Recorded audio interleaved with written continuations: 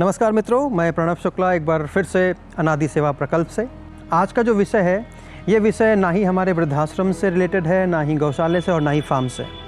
आज का जो विषय है वह एक ऐसा महत्वपूर्ण विषय है जो हर एक व्यक्ति के लिए, चाहे मैं हूँ, आप हों, और इस हिंदुस्तान में रहने वाले सभी देशवासियों के लिए उतना ही महत्वपूर्ण है जितना कि मेरे लिए।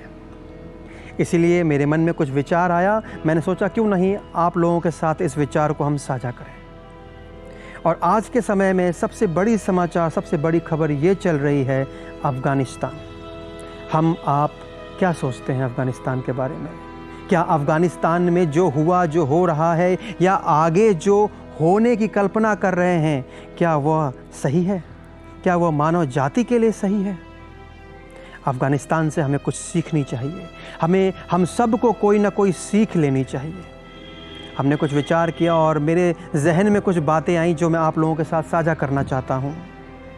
अफ़गानिस्तान हमें क्या सिखाता है? अफ़गानिस्तान जैसे हालात हमारे यहाँ भी हो सकते हैं अगर हमने अपने और अपने आस पड़ोस में गौर नहीं किया तो। अफ़गानिस्तान हमें सबसे पहली चीज़ ये सिखाता है कि हमारा राष्ट्र मजबूत हो। अगर हमारा राष्ट्र मजबूत नहीं है तो रातों रात हमें भी उन लोगों की तरह लटक कर भागना पड़ सकता है। अगर राष्ट्र मजबूत नहीं है तो आपकी गाड़ी, बंगला, बैंक बैलेंस, पढ़ाई लिखाई सब शून्य है। राष्ट्र हर चीज़ से, मुझसे, आपसे, धर्म से, पंथ से, सबसे ऊपर है। तो राष्ट्र का मजबूत होना सबसे महत्वपूर्ण है। नंबर दूसरा, अगर राष्ट्र आत्मनिर्भर नहीं है तो वह भी किसी काम का नहीं। अगर राष्ट्र किसी और देश पर सैन्य शक्ति के लिए, खान पान के लिए और बाकी चीज़ों के लिए अगर निर्भर है और वह आत्मनिर्भर नहीं है तो किसी न किसी दिन कोई ना कोई देश आपको धोखा देकर वही सारी परिस्थितियां पैदा कर देगा जो आज अफ़गानिस्तान में हम और आप देख रहे हैं। अफ़गानिस्तान हम लोग इसलिए देख रहे हैं कि कुछ डरावनी, कुछ भयभीत करने वाली तस्वीरें हम लोगों के सामने आ रही हैं। आप केवल वहाँ की खबरें सुनिए नहीं, उनसे कुछ सीख लीजिए, उन तस्वीरों से कुछ सीख लीजिए। तीसरी महत्वपूर्ण बात, आपकी सरकार कैसी है? आपकी सरकार कितनी मजबूत है और कितने कड़े कदम उठाने को वो सक्षम है? जब भी सरकार चुने तो ये देखकर उनको चुने कि वह कितने काबिल हैं।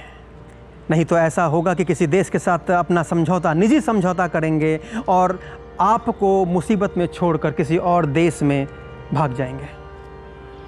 आपका नेता कैसा हो, जब भी वोट करें तो ये ज़रूर जानकर वोट करें कि आपका व्यक्ति जिसको आप वोट करने जा रहे हैं वो क्या है, कितने पानी में है। वोट करते वक्त धर्म, जाति, पंथ, प्रांत, राज्य, इन सब को ना ध्यान देकर केवल और केवल उस व्यक्ति विशेष की विशेषताओं को देखकर आप वोट करें। तभी आपका राष्ट्र सुरक्षित रहेगा, और राष्ट्र सुरक्षित रहेगा तो हम आप सब सुरक्षित रहेंगे।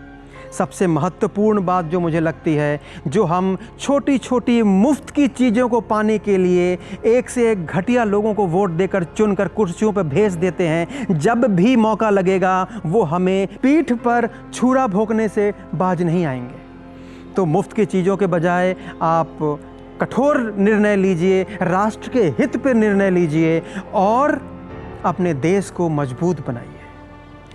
हम आप मिलकर अपने राष्ट्र को मजबूत कर सकते हैं। जो दूसरों को मार कर खाए वो विकृति है, जो अपना खाए और दूसरों को खाने दे वो प्रकृति है, और जो दूसरों की चिंता कर कर खाना खाए वो संस्कृति है।